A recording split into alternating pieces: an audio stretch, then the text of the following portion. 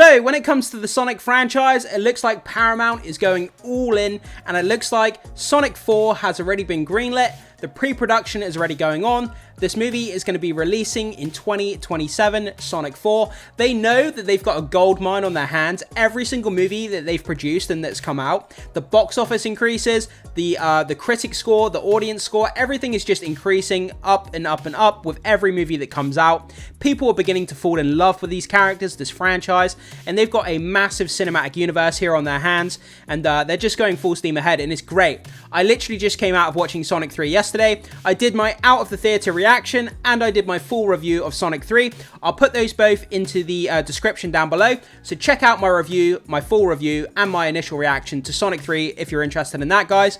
I had a great, wonderful time with it, and the after credit scene, my cinema went crazy. My cinema exploded in excitement for the after credits. I'm not going to give it away here, but trust me, if you go and watch this movie over the next few days, stick around for the mid credits and after credits, both explosive and crazy, and sets up what's coming in the future. But let's dive into the details and let's see what's going on with Sonic 4 and break down this information of the future of the franchise. So this comes to us from comicbookmovie.com. Sonic the Hedgehog 4 in the works for early 2027 release.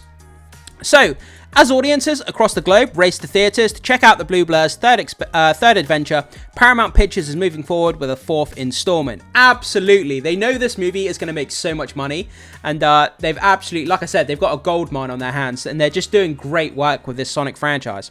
Titled Sonic the Hedgehog 4, have already slated it for an early 2027 release. This is exactly what they need to do. Capitalize on the excitement, the hype, the momentum that they've built with this franchise. The momentum is going full steam ahead. They're working, they're working at breakneck speed. They're firing on all cylinders with this franchise, and you need to get these movies out in quick succession to build on that hype, to build on that anticipation. Don't wait, 4, 5, 6 years between each movie. Have a 2-year gap between each movie. It's the perfect amount of time for people to start missing the franchise, and then after that 2-year time period has elapsed and the new installment comes out, people are ready to get back into the cinemas and see the newest installment. We don't have to wait too long. The hype is still there, the anticipation, the momentum is still being built on from Sonic 3. So, going full steam ahead into the next movie is exactly what they need to do here. Sonic the Hedgehog 3 features 2 post-credit sequences, like I already said, both which set up future stories. So this announcement was more than an inevitability than not, but it is certainly nice of the studio to make it official before the latest film's launch. So, early tracking buzz is projecting an opening of 55 to 60 million range for the Jeff Fowler-directed threequel, which likely means it will top the weekend box office, swiping the crown from Disney's Mufasa: The Lion King. I also saw that movie yesterday. I had a great time with it. I enjoyed it more than I thought I would. It's not normally the type of film that I watch. I'm not normally a musical type of person, but I thought the CGI was just absolutely breathtaking. I'm just sat there with my jaw on the floor looking at the animation, looking at all the intricate details on the lions and the kind of the atmosphere and the design of the environments, and it's just like, how did the CGI get this good? But the story, a little bit lackluster, but still, I think it's an enjoyable film, and I do recommend checking out Mufasa: The Lion King. If you've got time this Christmas, do check it out, and if you've got any youngsters in the family, young kids, children, I think they'll absolutely love it. So, critics have been much higher on Sonic 3 as well, with the film currently boasting a franchise best of 88% certified fresh certification on the Aggravator review site Rotten Tomatoes, compared to 57% of Mufasa, so it could perform even better than expected over the weekend into the extended Christmas and New Year's holiday. I think there'll be a lot of people checking out Sonic over New Year's.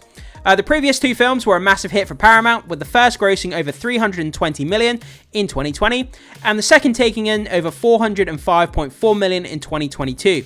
So yeah, the box office from the first movie to the second movie was a gigantic leap, and hopefully it's going to be the same from the second movie to the third movie, and then again from the third to the fourth. Let's just hope that it continues to go upwards. But as someone who grew up in the 90s playing Sonic on the Sega Mega Drive, this character is really, really dear to my heart, and to see it doing so well with a live-action franchise, it makes me so happy. And seeing this in the cinema, fully packed with loads of other people, enjoying the experience of the Sonic character on the big screen, one of the best Christmas presents I could have asked for. So, the Knuckles spin-off series for Paramount Plus was also a roaring success, and we could be on the verge of getting more, as voice actor Idris Elba recently expressed interest in doing another spin-off, this time with Keanu Reeves' Shadow. So yeah, there was a Knuckles spin-off series on Paramount Plus. I did sit down and watch the entire thing. It's okay. It's not the best thing I've ever seen. It's not the worst thing I've ever seen. If you're a big Sonic fan like me, then you will get some enjoyment out of it. But is it something you have to watch in order to continue watching the Sonic movies? It's not. It's something you can entirely skip. It's a side story, side quest type of thing. You won't be lost on any of the Sonic movies or continuity if you don't watch it. But if you're a Sonic fan, it's worth watching. But it's not the best thing ever. It doesn't compare to the movies whatsoever. But like I say, for Sonic fans, they can get some enjoyment out of it. So, while details are scarce, we should probably expect Jeff Fowler to return alongside writers Pat Casey, Josh Miller, and John Whittington. No plot details have been revealed, but the aforementioned post-credit scene should give fans some idea on which direction they'll be going with the 4th live-action chapter of the storied video game series turned blockbuster movie franchise. So yeah, the mid-credit scene is the most important of the 2 after credits. No, actually, I'm not going to spoil it in any way, but it sets up what's coming in the future. And by seeing the mid-credit scene, you absolutely know where they're going in the next installment and what's going to be happening based on the mid-credit scene. So like I said, if you go and watch this movie, make sure you stay for the mid-credit scene at least. The after-credit scene is important as well, but the mid-credit scene is the most important of the 2, in my opinion. And that's kind of where we are, guys. So there's not really much else to say. Obviously, we have the cast list here. I'm not going to read all that. Have a pause and read it if you need to. Obviously, Sonic 3 is currently playing in theaters right now. I had a wonderful time with it. I really enjoyed it. Action-packed movie from start to finish. It brought the charm, it brought the heart, it brought the action. Everything about it. Jim Carrey being back. Just a really enjoyable Christmas film. And watching it in a packed cinema with other people, enjoying the cheers and the awes and the excitement and just the pop that the theater got. And yeah, it was just fantastic, guys. So that's kind of where we are. Sonic the Hedgehog 4 officially in the works, coming out 2027, quickly capitalizing on the success of Sonic 3, which is great. We've only got 2 years to wait to the next installment instead of 4, 5, or 6, which is fantastic. They know that they're going to be building on the hype and the anticipation, which is great to hear. So guys, jump into the comment section. Let me know what you think about this. What do you think about Sonic 4 coming out in 2027? I think it's fantastic. They know what they've got here. They know that this Sonic 3 is going to be a smash success. So I'm all the more excited to get more of these Sonic movies. Hopefully we get more spin-off series on Paramount Plus as well. That would be great to see. And yeah, I'm excited for the future of this franchise. So let me know down in the comment section what you think of this news, guys. Can't wait to hear your feedback.